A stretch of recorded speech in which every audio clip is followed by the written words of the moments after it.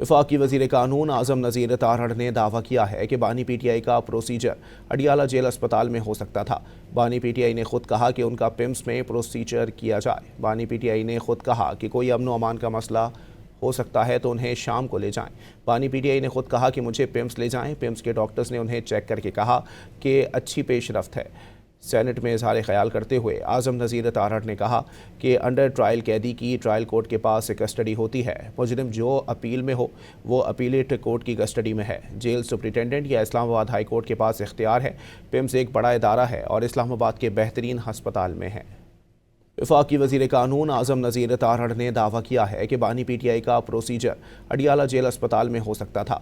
बानी पीटीआई ने खुद कहा कि उनका पिम्स में प्रोसीजर किया जाए। बानी पीटीआई ने खुद कहा कि कोई अमन अमान का मसला हो सकता है तो उन्हें शाम को ले जाएं।